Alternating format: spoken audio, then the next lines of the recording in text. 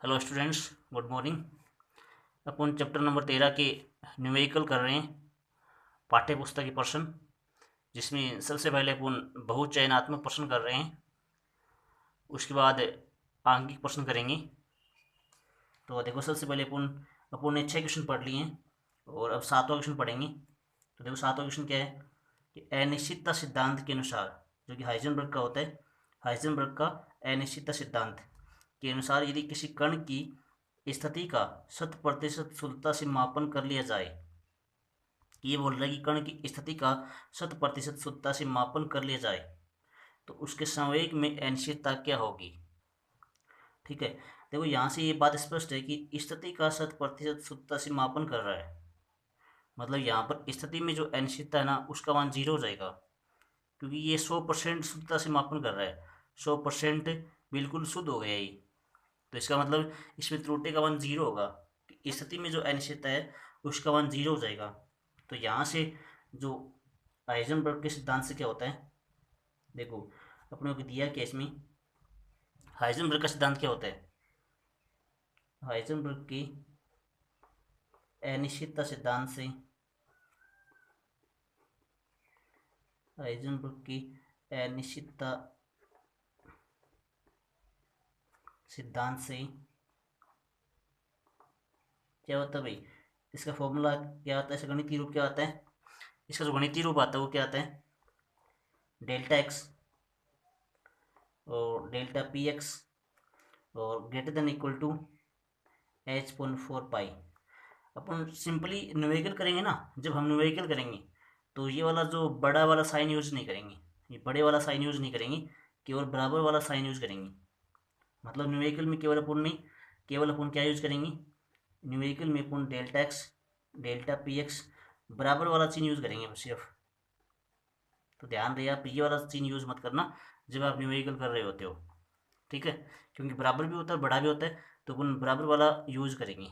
ठीक है, अब इसमें क्या दिया कि ये इसने क्या दिया है कि स्थिति का 100% शुद्धता से मापन कर रहा है, तो इसका मतलब स्थिति में जो अनिश्चितता है ना, दिया क्या है कि स्थिति में जो अनिश्चितता है डेल्टा एक्स, स्थिति में जो अनिश्चितता है ना डेल्टा एक्स, उसका मान कितना हो जाएगा, उसका मान डेल्टा एक्स का मान 0 होगा, क्योंकि ये 100% शुद्धता से मापन कर रहा है। ठीक है, तो इसका मतलब इसमें त्रुटि का मान 0 हो गया, तो डेल्टा एक्स का मान 0, तो यहाँ पर रख देंगे समीकरण 1 से, समीकरण 1 व 2 से। तो 1 व 2 से क्या मान आएगा भाई, डेल्टा एक्स का मान 0 कर दो आप, 0। पहले आप डेल्टा पी एक्स का मान निकाल लो, तो डेल्टा पी एक्स बराबर कितना आ जाएगा, h/4 पाई डेल्टा एक्स। अब डेल्टा एक्स का मान 0 कर दो, तो डेल्टा पी एक्स बराबर h/4 पाई और इसका मान 0 रख दो आप 0, तो बटा में 0, इसका मतलब कितना आंसर आएगा, बटा में 0 आ गया तो अनंत आंसर आएगा। कितना आंसर आएगा, अनंत। ठीक है, तो अपन ने एक क्वेश्चन कर लिया। अब देखो नेक्स्ट क्वेश्चन क्या है कि इलेक्ट्रॉनों का 8वां क्वेश्चन क्या है कि इलेक्ट्रॉनों का तरंगों से संबंध कौन सा गुण डेविसन एवं जर्मर के प्रयोग द्वारा प्रदर्शित किया गया, कि डेविसन एवं जर्मर प्रयोग में कि इलेक्ट्रॉनों के तरंगों से संबंधित कौन सा गुण काम में लिया गया। कि देखो तरंगों से संबंधित कौन से गुण होते हैं भाई, एक तो विवर्तन होता है, व्यतिकरण होता है, ध्रुवण होता है, परावर्तन, अपवर्तन। तो व्यतिकरण, विवर्तन, परावर्तन, अपवर्तन, ध्रुवण में से कौन सा गुण डेविसन जर्मर प्रयोग में काम लिया गया। तो इसमें विवर्तन काम में लिया गया था, क्योंकि तो विवर्तन काम में क्यों लिया गया, क्योंकि देखो उसमें हमने दिखा था कि वहाँ पर जो है ना, ये शर्त लागू होती है कि वहाँ पर विवर्तन की शर्त लागू होती है, लैम्डा लगभग बराबर डी। शर्त क्या होती है विवर्तन की, कि जो तरंग दैर्ध्य होता है वो अवरोधक के आकार के लगभग बराबर होना चाहिए, कि तरंग का जो तरंग दैर्ध्य लैम्डा है वो अवरोधक के आकार के लगभग बराबर होना चाहिए, ये शर्त होती है विवर्तन की। तो हमने देखा था कि डेविसन जन्म प्रयोग में हमने देखा था, लास्ट में सरल किया था कि इलेक्ट्रॉन की जो तरंग दैर्ध्य का मान कितना आता है, कि ब्रेग समीकरण को हल करने के बाद लैम्डा का जो मान आया था वो 1.67 एंगस्ट्रॉम आया था। और हमने ये निकल क्रिस्टल की परमाणु की दूरी काम में ली थी, निकल क्रिस्टल की परमाणु के बीच की दूरी कितनी होती है, डी बराबर 2.15 एंगस्ट्रॉम, ये हमने काम में ली थी चित्र में।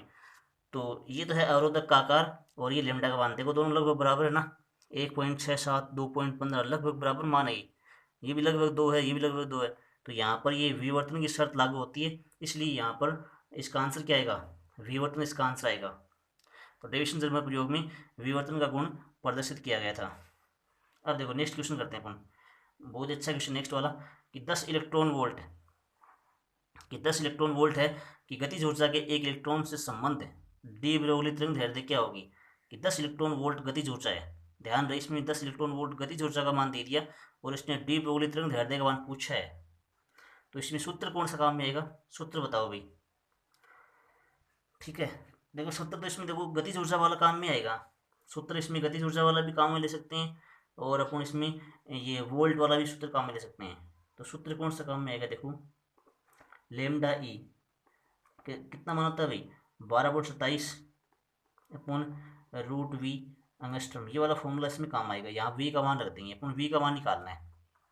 देखो दिया क्या है कि अपने को क्या दिया है, कि दिया है गतिज ऊर्जा का मान दिया हुआ है, कि गतिज ऊर्जा का मान कितना दिया हुआ है, गतिज ऊर्जा के बराबर कितनी दी हुई है, 10 इलेक्ट्रॉन वोल्ट। और ध्यान रहे आपको पता है क्या कि के का मान क्या होता है, कि चूंकि के बराबर क्या होता है, क्यू ही होता है। जो गतिज ऊर्जा होती है वो के बराबर कितनी होती है, क्यू वी। ठीक है, तो के के बराबर क्यू ही होता है, तो आप यहाँ से कर सकते हो।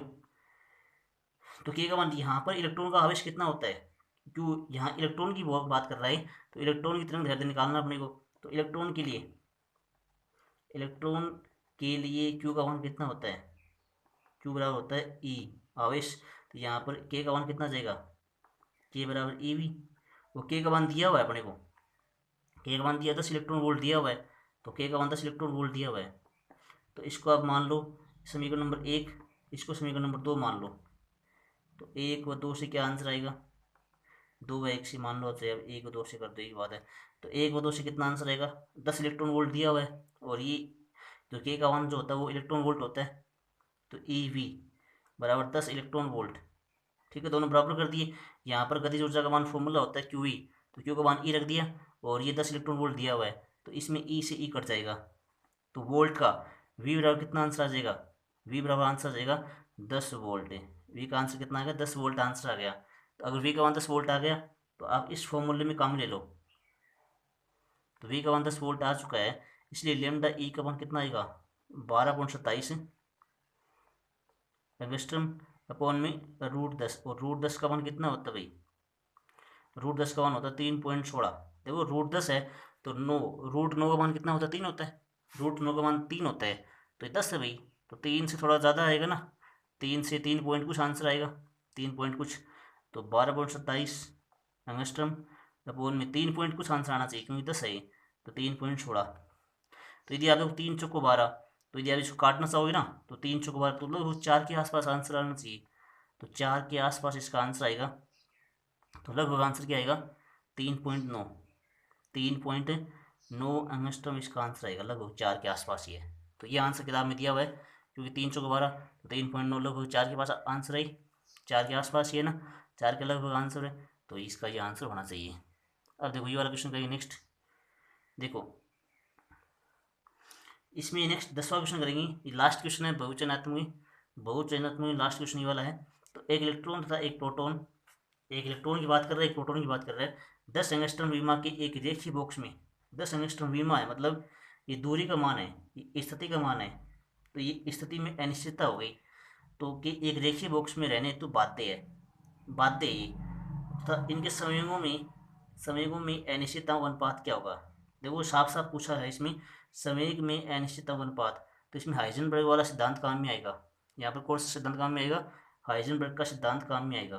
तो एक इलेक्ट्रॉन और एक प्रोटॉन दोनों के लिए डेल्टा एक्स का मान, डेल्टा एक्स क्या होती है, स्थिति में अनिश्चितता होती है, दोनों के लिए डेल्टा एक्स का मान समान दिया हुआ है।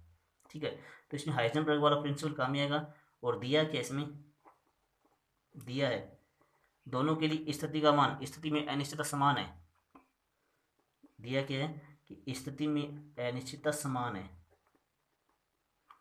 स्थिति में अनिश्चितता, जो अनिश्चितता वो समान दी हुई है, कितनी है, समान है, कितनी है वो, 10 एंगस्ट्रम है। अर्थात इसमें क्या दे दिया भाई, क्योंकि देखो रहने तो बाध्य है ना, कि यहाँ तक ही रह सकता है वो इलेक्ट्रॉन, इस इतनी दूरी के अंदर रह सकता है, तो इतनी दूरी के अंदर रह सकता है, तो इस स्थिति में अनिश्चितता हो गई ना ये। तो डेल्टा एक्स इलेक्ट्रॉन के लिए और डेल्टा एक्स प्रोटॉन के लिए, दोनों के लिए बराबर मान दिया हुआ है, 10 एंगस्ट्रॉम दिया हुआ है। तो देखो संवेगों में अनिश्चितताओं का अनुपात क्या होगा। देखो भाई स्थिति बराबर है तो संवेग भी बराबर ही आएगा, तो 1:1 इसका आंसर आ जाएगा। सीधा आप कर सकते हो 1:1 इसका आंसर आएगा। देखो आप करना चाहो तो कर सकते हो। इसमें आप हाइजेनबर्ग का प्रिंसिपल काम में ले लो। तो हाइजेनबर्ग के अकॉर्डिंग क्या होता है, हाइजेनबर्ग का सिद्धांत क्या होता है भाई, सीधा आप लगा सकते हो। हाइजेनबर्ग के सिद्धांत से क्या होता है, हाइजेनबर्ग का सिद्धांत, ठीक है। देखो भाई delta x delta p x equal to कितना होता है, h/4 मैंने बोला था आपको कि न्यूमेरिकल के अंदर आपको बराबर वाला चिन्ह काम में लेना है, ग्रेटर देन वाला चिन्ह आप काम में मत लेना। तो इलेक्ट्रॉन के लिए कितना आंसर आएगा, इलेक्ट्रॉन के लिए, तो इलेक्ट्रॉन के लिए आंसर क्या आएगा, डेल्टा एक्स ई डेल्टा एक्स पी और h/4 ये कांस्टेंट है। प्रोटॉन के लिए कितना आंसर आएगा, डेल्टा एक्स पी और डेल्टा पी, ये क्या कर दिया मैंने, डेल्टा एक्स ई और डेल्टा पी इलेक्ट्रॉन के लिए, ठीक है ना। और डेल्टा एक्स पी और डेल्टा पी प्रोटॉन के लिए h/4, ठीक है। तो ये प्रोटॉन, ये तो है इलेक्ट्रॉन का संवेग में अनिश्चितता, और ये प्रोटॉन की संवेग में अनिश्चितता, इलेक्ट्रॉन प्रोटॉन दोनों, यहाँ ई का मतलब इलेक्ट्रॉन, पी का मतलब प्रोटॉन, और ये पी संवेग है। तो दोनों का आप अनुपात कर दो 1/2, तो आप कर दो यहाँ पर, तो 1/2 करोगे तो कितना आंसर आना चाहिए, भाग लगा दो आप, डेल्टा एक्स ई डेल्टा पी ई इलेक्ट्रॉन की बात कर रहे हैं, delta x P delta P P proton की बात कर रहे हैं, और h/4 में आप h/4 का भाग लगाओगे तो कितना कर बचेगा, ये 1 बचेगा ना, तो कटने के बाद 1 बचेगा। वो देखो डेल्टा एक्स डेल्टा भी बराबर है ना, डेल्टा एक्स डेल्टा भी बराबर है, तो काट दो भैया आप, कट जाएगा, कितना बचेगा, तो डेल्टा पी ई और डेल्टा पी पी कितना बचेगा 1, तो इसका आंसर कितना आएगा 1:1, तो ये इसका आंसर है। अब देखो नेक्स्ट क्वेश्चन करेंगे अपन। नेक्स्ट वाला क्वेश्चन बहुत अच्छा क्वेश्चन है। देखो देखो नेक्स्ट क्वेश्चन क्या है, इसमें दिया हुआ है कि तांबे के लिए देली आवर्ती का, ये आंकिक प्रश्न कर रहे हैं अपन। आंकिक में पहला प्रश्न है कि तांबे के लिए देली आवर्ती का मान दिया हुआ है और इसके पृष्ठ पर 2537 एंगस्ट्रॉम तरंग दैर्ध्य का प्रकाश आपतित होता है। ये लेमडा का मान दे दिया, ये देली आवर्ती न्यू नोट का मान दे दिया, ये हेर्ट्ज में दिया हुआ है, ये एंगस्ट्रॉम में दिया हुआ है, तो लेमडा का मान दे दिया, आवर्ती का मान दिया हुआ है। तांबे के लिए कार्यफलन निकालना है, तो कार्यफलन तो इजी होता है, वो निरोधी योग निकालना है। तो निरोधी योग निकालने के लिए आइंस्टीन की प्रकाश विद्युत समीकरण काम में लेंगे। देखो सबसे पहले दिया क्या है, देखो अपने को दिया क्या है, सबसे पहले दिया है जो देहली आवर्ती न्यू नोट दी हुई है 1.112 10⁻15 हेर्ट्ज, ठीक है। और लेमडा का मान भी दिया हुआ साथ में, तो लेमडा का मान क्या दिया हुआ है, लेमडा का मान 2537 एंगस्ट्रॉम दिया हुआ है। अपने को कार्यफलन निकालना है, तो कार्यफलन का फॉर्मूला क्या होता है, कार्यफलन फाई नोट, ठीक है। तो फाई नोट इक्वल टू क्या होता है, एच न्यू नोट, और न्यू नोट का मान कितना होता है पता हो तो C/, ये यहाँ पर सीधा क्यों काम में ले रहे हो आप, सीधा मान रखो ना, तो फाई नोट निकाल लो आप।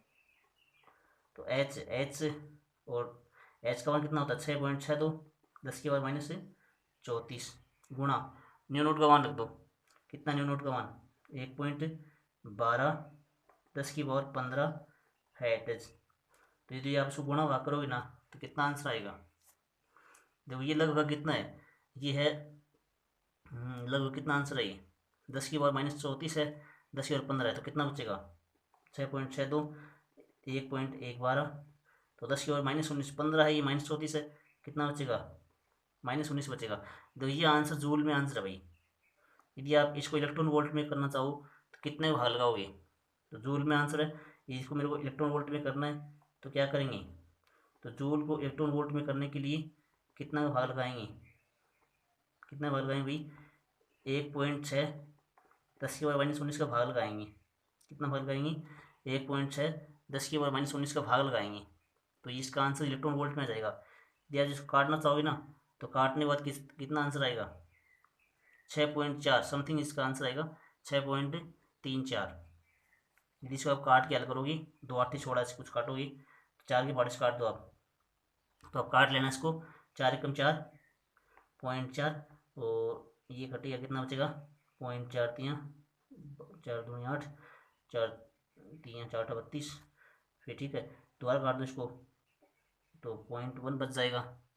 फिर दोबारा काटोगे 0.07 बचेगा। काटोगे गुणा भाग करोगे 7 से इसे गुणा करोगे, 7 को इससे गुणा कर दोगे पॉइंट है, और इसको आप हल करके देखो एक बार, आप देखो कितना आंसर आएगा।